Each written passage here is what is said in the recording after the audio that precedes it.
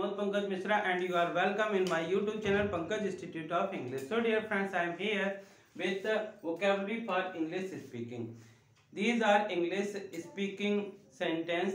इसी प्रकार के सेंटेंस हम अपनी डेली लाइफ में यूज करते हैं. ये सेंटेंस हैं, इसमें कोई तुक नहीं है. क्या आप कुछ उम्मीद कर रहे हैं? आप मुझे हमेशा दोष क्यों देते हैं? वह परवाह नहीं करता है, शायद जरूरत पड़े आपकी जिद पर. चाहते क्या हैं आप? आपका मतलब मैं गलत हूँ, आपको पता होना चाहिए. मैं आगे ऐसा नहीं होने दूंगा, मुझे पूरा यकीन है. यदि तुम नहीं आए होते, जल्दी करने की जरूरत नहीं. आपको शक नहीं करना चाहिए. आप ऐसे क्यों हैं? क्या आप जल्दी में हो और मैं जल्दी में नहीं हूँ. तो डियर फ्रेंड्स, नोट डाउन. तो डियर फ्रेंड्स, यदि आपने अभी तक आप भी इसी प्रकार के सेंटेंस इंग्लिश में सीखना चाहते हैं और आपने अभी तक हमारे चैनल को सब्सक्राइब नहीं किया, तो प्लीज इसे सब्सक्राइब करिए, बेल आइकॉन को प्रेस करिए, ताकि जब भी इस प्रकार के वीडियो या लाइव क्लास हो तो आपके पास तक इनका नोटिफिकेशन पहुंच सके. तो शुरू करते हैं आज के सेंटेंस. जब कभी भी इस प्रकार से कोई आदमी कुछ बात बताता है तो हम बोलते हैं कि इसमें कोई तुक नहीं है. ये इसमें कोई तुक नहीं है.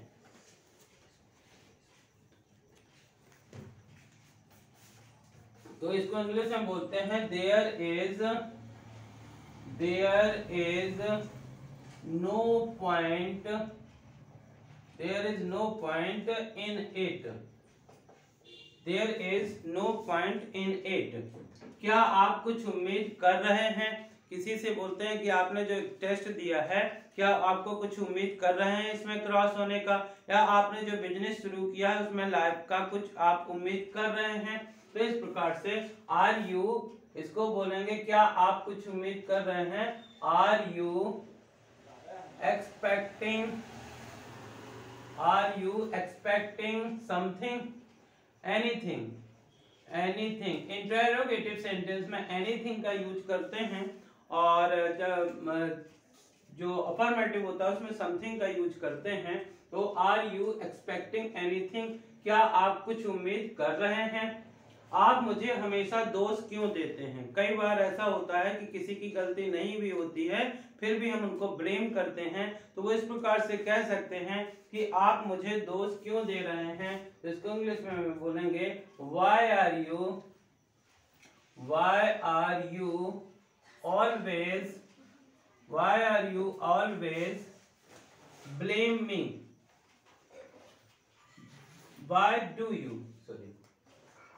Why do you always blame me?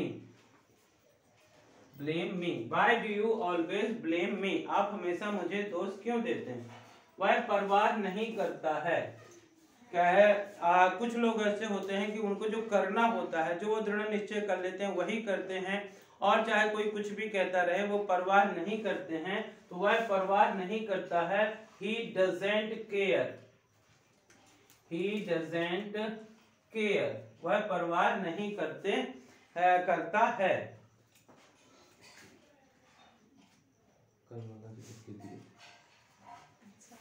तो इस प्रकार से he doesn't care, वह परवाह नहीं करता है, किसी की परवाह नहीं करता है. तो वह he doesn't care, he can do anything. वह किसी की परवाह नहीं करता है, वह कुछ भी कर सकता है.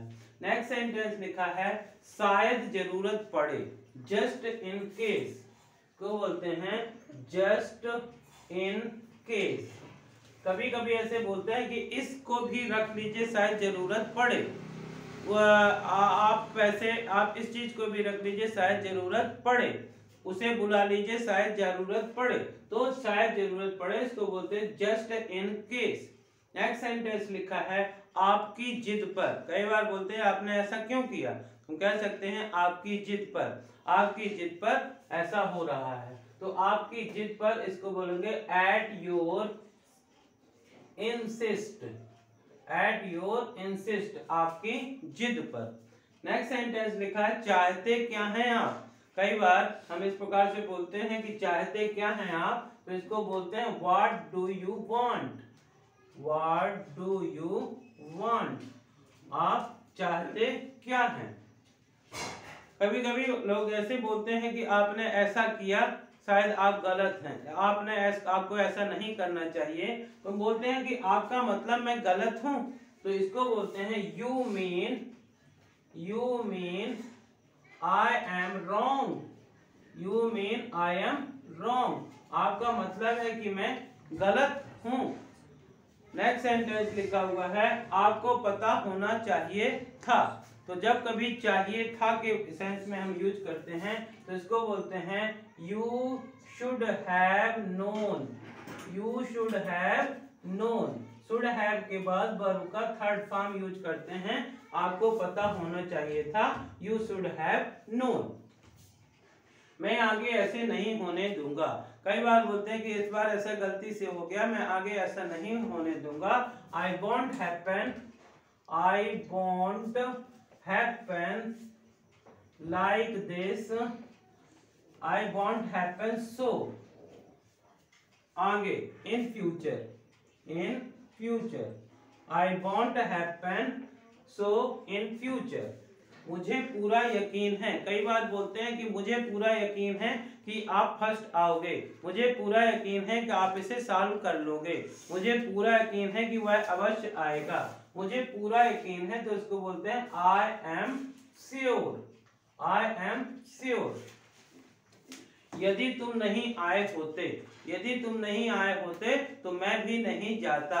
यदि तुम नहीं आए होते तो ये काम इतने ढंग से नहीं होता। यदि तुम नहीं आए होते, इसको बोले इंग्लिश में बोलते हैं if you didn't come. If